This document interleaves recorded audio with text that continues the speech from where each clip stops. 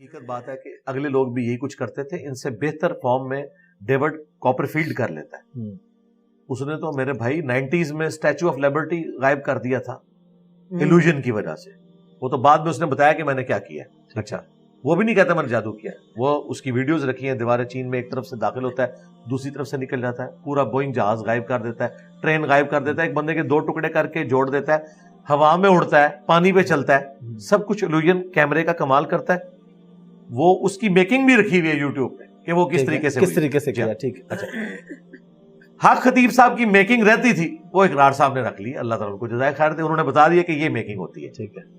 اب رہا معاملہ, اقرار صاحب نے جب یہ ایکٹیویٹی سٹارٹ کی تھی تو میں نے سپورٹ کیا, میری فون پہ بھی ان سے بات ہوئی تھی. ٹھیک ہے. اور میں نے انہیں اپریشیٹ کیا تھا, اور ویڈیو میں نے انہیں کہا تھا یہ دیکھ لیں, جس میں میں نے یہ ساری چیزیں کچھ ہائی لائٹ کی ہیں, آپ کو ٹیکنیکل گراؤنڈز بتائیے قرآن و سنت کی روشنی میں کہ یہ جو کچھ کر رہے ہیں اس کا دین سے کوئی تعلق نہیں. اب جس طریقے سے انہوں نے اس کے اوپر گرفت کی, اس پہ تو مجھے کوئی اختلاف نہیں ہے. ٹھیک ہے. لیکن چونکہ آپ نے مجھ سے پوچھ لیا, میں ابھی تک کیمرے میں بول نہیں رہا تھا, میں نہیں چاہتا تھا کہ اقرار صاحب کی دعوت کی کاز کو کوئی نقصان پہنچے. ٹھیک ہے. لیکن پرسنلی جو انہوں نے یہ طریقہ اڈاپٹ کیا ہے نا کہ ہم زبردستی وہاں گھسیں گے اور بندوں کے ساتھ جائیں گے, جب تک یہ اڈا بند نہیں کر لیں ہم وہاں پہ یعنی دھرنا دے کے بیٹھیں گے, میں اسے شرعی طور پہ بھی غلط سمجھتا ہوں. باوجود اس کے کہ میں تو اس پورے سسٹم کو بہت بڑی بات کر رہے ہیں, حالانکہ آپ تو بہت بڑا فراڈ سمجھتے ہیں. مجھے پتا ہے کہ یہ کیمرے میں جب یہ بات جائے گی تو لوگ بڑے حیران ہوں گے کہ انجینئر صاحب نے کیا بات کر دی ہے, اور اس کے پتہ نہیں ویوز بھی کہاں پہ جائیں, لوگ پتہ نہیں اسے کیا کیا بنا کے اپلوڈ کریں گے. لیکن میں انصاف کے اوپر قائم ہوں, میں انصاف کی بات کروں گا. دیکھیں, صرف حق خطیب صاحب یہ فراڈ نہیں کر رہے. پاکستان میں جتنے مزارات کی گدیوں پہ بیٹھے ہوئے لوگ حق خطیب کے خلاف بول رہے ہیں اور اقرار صاحب کے سامنے اپنی لائن سیدھی کر رہے ہیں کہ کہیں اقرار صاحب ہمارے دربار پہ نہ آ جائیں, ہمارے نزدیک تو وہ بھی یہی کچھ کر رہے ہیں, وہ بھی کوئی اسلام کے مطابق نہیں چل رہے. ٹھیک ہے نا, وہ بھی عورتوں سے ملتے ہیں, وہ بھی چندے ان کے کھاتے ہیں, ہمارے نزدیک تو یہ پورا سسٹم ہی فراڈ کے اوپر ہے. اچھا, حق خطیب صاحب ایک سافٹ ٹارگٹ بن گئے ہیں کیونکہ انہوں نے اتنا کچھ کر دیا ہے, اتنا کچھ برا کر دیا ہے کہ وہ درباروں والے بھی کہہ رہے ہیں کہ کچھ زیادہ ہی ہو گیا. ٹھیک ہے. اچھا, اب وہ لوگ اقرار صاحب کو اپنی ویڈیوز بھیج رہے ہیں کہ کہیں اقرار ہماری طرف نہ آ جائے. ٹھیک ہے. تو وہ کہہ رہے ہیں کہ یہ تو جعلی ہے, ہم اصلی ہیں. بھائی یہ سارے کا سارا سسٹم ہی فراڈ میں ہے ہمارے نزدیک. ٹھیک ہے. اچھا, ہم قرآن و سنت سے اسے ثابت بھی کرتے ہیں اللہ کے فضل سے.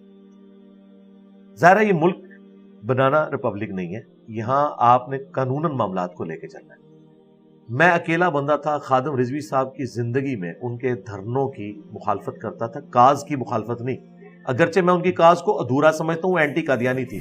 میرے نزدیک انہیں اپنے بزرگوں کی بھی جو چشتی رسول اللہ, شبلی رسول اللہ, ان باتوں پہ بھی بولنا چاہیے تھا, صرف اینٹی قادیانی نہیں رہنا چاہیے تھا.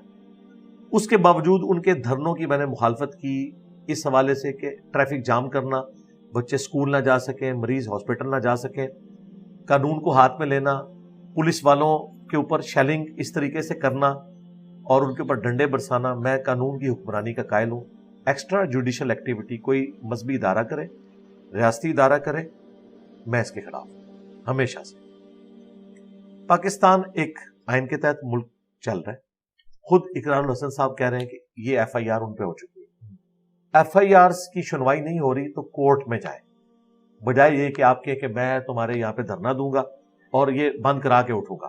بھائی مجھے بتائیں, پاکستان میں کتنے دربار ہیں وہاں بدکاری کے اڈے کھلے ہوئے ہیں, وہاں کتنے لوگ جا کے بیٹھ رہے ہیں کہ ہم یہ بند کروا کے اٹھیں گے.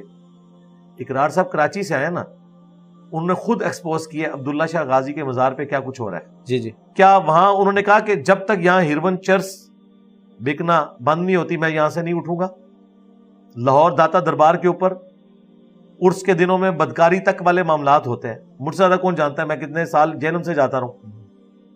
کیا لاہور سے نکلتے ہوئے, اب تو لاہور شفٹ ہو گیا نا اقرار صاحب, جی اب وہاں جا کے وہ دھرنا کیوں نہیں دیتے کہ میں یہاں پہ خرافات ختم کرواؤں گا. یہ جب باتیں کریں گے تو وہ کہیں گے کہ بھئی قانونی راستہ اختیار کیا. میں آپ کے ساتھ قانونی راستہ آپ نے ایکسپوز کیا, بہت اچھا ہے, ان کے کاز کو آپ سپورٹ کرتے ہیں. جی, لیکن یہ جو آگے چل پڑے ہیں نا, جی کہ میں اب ڈی سی نے کاغذ نکال دیا تو کہتے ہیں میں پھر بھی جاؤں گا. بھائی اگر آپ قانون کو ہاتھ میں لیں گے نا تو میں آپ کو آج پیش گوئی کر رہا ہوں, حق خطیب جو کچھ کر رہا ہے نا یہ بچ نکلے گا قانون کی آڑ میں, اور پھنس جائیں گے, یہ مظلوم بن جائے گا حق خطیب. جی مظلوم بھی بنیں گے اور قانون میں بھی وہ بچ جائے گا, اور اقرار صاحب پھنس جائیں گے. اگر دفعہ 144 لگائی گئی ہے اور یہ سارے معاملات ہوئے ہیں تو ان کو فالو کرنا چاہیے. دیکھیں میں انصاف کے ساتھ کھڑا ہوں.